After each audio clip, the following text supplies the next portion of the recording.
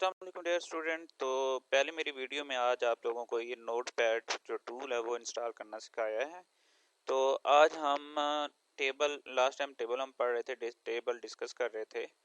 तो टेबल में हमने रो को डिस्कस किया था, कॉलम को डिस्कस किया था और ये कहा था कि टेबल में हम किस तरह क्रिएट करते हैं। जिसके बाद आप लोगों को एक असाइनमेंट भी दी गई थी कि आप लोगों ने मुझे एक फाइल बना के सेंड करनी है प्रैक्टिकली, ठीक है, नॉट थ्योरेटिकली या रिटन फॉर्म में, बल्कि मैंने प्रैक्टिकली मांगा था। तो कुछ बच्चों ने, एक दो बच्चों ने सेंड तो किया, लेकिन उन्होंने एज इट इज़ वही काम राइट करके दे दिया रजिस्टर पर मुझे।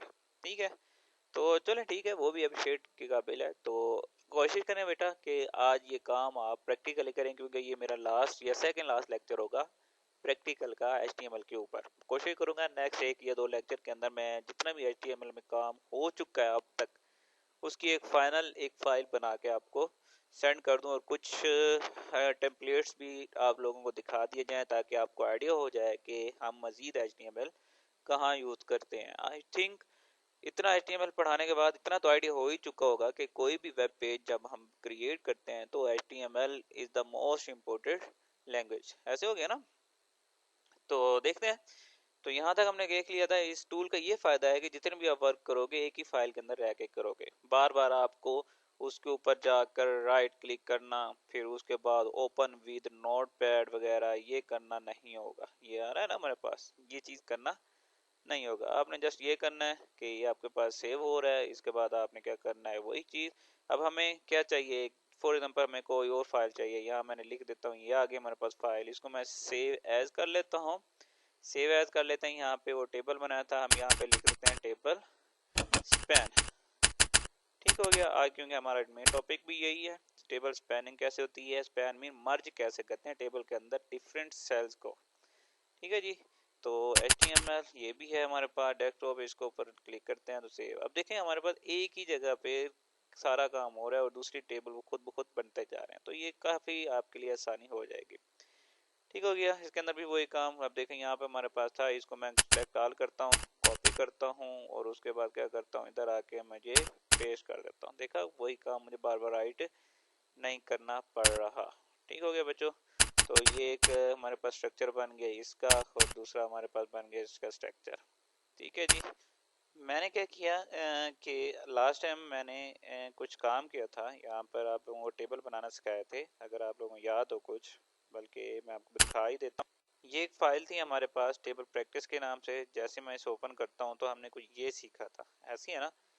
तो अगर हम इसके टेबल कंटेंट देखें, या सॉरी इसका कोड देखें, तो हम क्या करते हैं, इसको नोटपैड में ओपन करके देख लेते हैं। ये हमारे पास सारा उसका क्या था, कोड था, जो कि आपने ये देखे ना, ये TR हमारे पास है, ये यहाँ से स्टार्ट हो रही है और यहाँ के क्लोज हो रही है। इस तरह ये टेबल यहाँ से स्टार्ट हो तो रहा है, लेकिन ये रेड लाइन कहाँ जा रही है, अगर गौर से देखें हमारे पास, तो ये रेड लाइन वो ऊपर टेबल तक जाएगी। ठीक है ना, ये सारी चीज़ें आपके पास होगी। मैं क्या करता हूँ, अब इसको भी साथ साथ लेके चलते हैं। ये लेपर प्रैक्टिस, बल्कि मैं एक काम करता हूँ, यही टेबल मैं इसको क्या करता हूँ, कॉपी कर लेता हूँ, क्योंकि इस फाइल की मुझे ज़रूरत नहीं है, और यहाँ पर आके मैं इसको पेस्ट कर देता हूँ।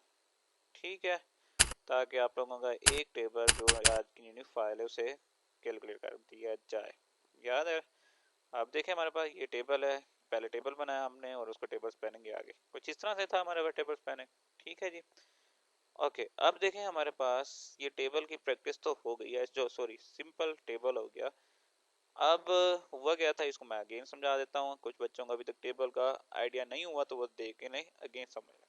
ठीक है बच्चों, ये हमारे पास क्या है, टेबल है। HTML वही शुरू हुआ, यहाँ से हेड स्टार्ट हुआ जो कि क्लोज हो रहा है यहाँ पे, यहाँ से बॉडी और वो एंड तक जा रही है बॉडी। ये तो आपको बेसिक टैग आने चाहिए हमेशा। ठीक है जी। अच्छा, उसके बाद आप देखें हमारे पास यहाँ पे रिजल्ट फॉर 9th क्लास, ये आपने देखा था हमारे पास, ये एक हेडिंग दी हुई है ऊपर। ठीक है ना, ये वेब पेज बनाया था हमने, हेडिंग दे लिया हमारे पास। क्या था कि H1 is the greatest heading, यानी सबसे बड़ी हेडिंग देनी हो तो हम H1 टैग यूज करते हैं। यही मैंने MCQ में भी पूछा था और आप लोगों ने अक्सर ने H6 लगाया हुआ है, H8 लगाया हुआ है। तो बच्चे याद रहे कि H1 इज सबसे बड़ी हेडिंग है, H2 उससे छोटी हो जाएगी, H3 उससे कम, फिर इसी तरह से हमारे पास उसकी रेशो कम होती जाएगी। ठीक है, ये पैराग्राफ स्टार्ट हो रहा है, ये हेडिंग दे दी मैंने यहाँ पर, दिस फॉर्म, और उसके बाद मैंने टेबल बनाया था। याद रहे कि ये टेबल यहाँ से शुरू हो रहा है, और अगर आपको मैं दिखाऊं तो ये टेबल की हेडिंग कहाँ ख़त्म हो रही है, ये यहाँ तक ख़त्म हो रही है। यानी ये टेबल के अंदर जितनी भी चीज़ें आ रही हैं वो सारी टेबल में आ रही हैं, ठीक है ना। ये सारा टेबल टैग शुरू हो रहा है जिसके अंदर, ये फायदा हो गया ना इस ऑफिस का। अब होगा क्या कि टेबल टेबल मैंने लिखा था और इसके अंदर मैंने क्या किया था, ये चीज़ें अभी फ़िलहाल स्किप कर ली थी, बॉर्डर स्किप।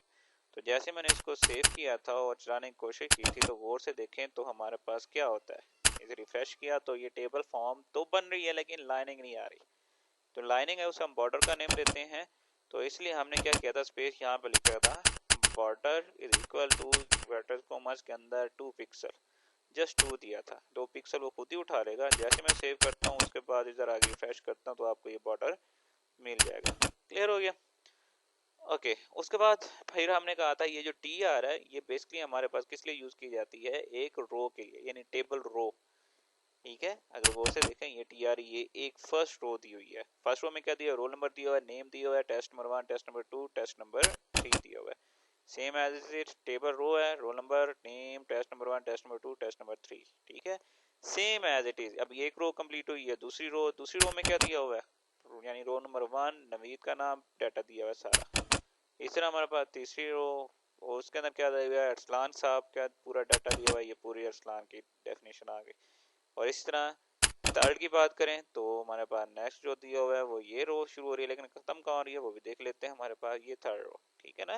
ये आपको बेसिकली ये पूरी एक डिटेल बता रहा है कि यहाँ ये जो चीज़ है वो इसके इक्वल है, नुमान 19, 15 और 10 के इक्वल, ठीक है ना, नुमान 19, 15 और 10। क्लियर। तो T R basically table row के लिए यूज किया जाता है, ठीक है जी। टी आर लिखा उसके बाद अच्छा फिर है हमारे पास यहाँ पर टी एच। अब टी एच और टी टी, ठीक है ना। जो टी एच है वो बेसिकली होता है टेबल हेडिंग, और जो टी होता है वो उसके सेल को शो करता है, ठीक है ना। तो बोल्ड लिखना, जैसे आप देखो ये टेबल टी एच है ना, यहाँ पे हमारे पास इसका फायदा ये हुआ है कि इसका और इस फाउंट के टेक्स्ट में क्या चेंजिंग है, ये आपका बोल्ड लिखा हुआ है लेकिन ये इतना बोल्ड नहीं है।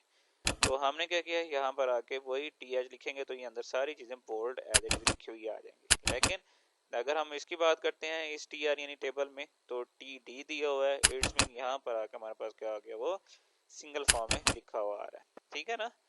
तो वही चीज़ है कि एक टेबल यहाँ से शुरू हुआ, ये हेडिंग के लिए होगी पहली रो, ये दूसरे हमारे पास उसका डाटा हो गया डिफरेंट स्टूडेंट्स का, और यहाँ पे आके हमारे पास फाइनल खत्म होता है। ये तो आपने लास्ट टाइम जिन बच्चों ने मुझे सेंड की थी असाइनमेंट उनको तो इजीली समझ आ जाएगी।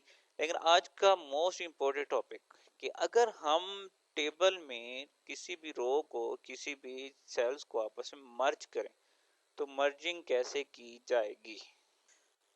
तो इसको समझाने से पहले मैं आप लोगों को जस्ट मर्जिंग बताना चाहूँगा, मर्जिंग होती कैसी है।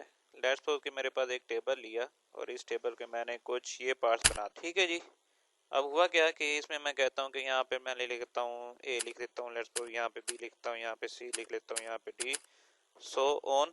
देखें जी इसको फिल कर लिया। उसके बाद मैं कहता हूँ कि इसको कुछ मर्ज करें। मर्ज का मतलब क्या होता है कि ये एक चीज़, ठीक है, ये हमारे पास बेसिकली देखा जाए तो एक रो है, ठीक है ना।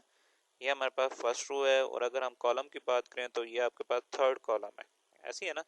लेकिन याद रहे बेटा कि जब भी आप टेबल बनाते हुए HTML के अंदर मर्जिंग सीखोगे या स्पैनिंग सीखोगे तो उसके अंदर होता क्या है कि इस सेल और इस सेल को हम रो नहीं बोलेंगे, ये कॉलम बोलेंगे। क्यों, क्योंकि ये इस कॉलम का फर्स्ट सेल है, ऐसी है ना। इस कॉलम का ये आपके पास बेसिकली हमारे पास एक कॉलम है, ऐसी है ना। तो इस कॉलम का ये फर्स्ट सेल है। इस तरह ये सेकंड कॉलम या इस कॉलम का हमारे पास क्या है, फर्स्ट सेल है, ये वाला, ठीक है ना। तो हम करने क्या जा रहे हैं, बेसिकली हम करने ये जा रहे हैं कि इन दो को मर्ज करने जा रहे हैं।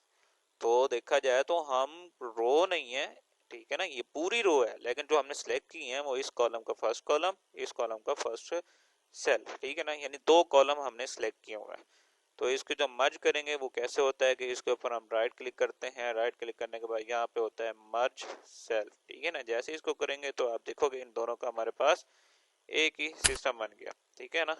इस तरह फिर हम कहते हैं कि अगर इन दो को करें तो अब ये हमारे पास क्या है, सेम एज टी है, तो ये कॉलम, लेकिन कॉलम नहीं है, ये आपके पास फर्स्ट रो है। इसी तरह ये हमारे पास सेकंड रो है, ठीक है ना। तो इन दो को हम जब मर्ज करेंगे तो आपके पास ये सिस्टम बन जाएगा, ठीक है ना। तो इसको मैं वो लिख लेता हूँ यहाँ पे। आप गौर से देखें, यहाँ पे ये मर्जिंग हो गई, दो सेल इकट्ठे हो गए, यहाँ पे दो सेल इकट्ठे हो गए। ठीक है जी, मेरी नेक्स्ट वीडियो में आपको प्रॉपर इसका यानी कि मेथड बताएगा, वो देखिएगा।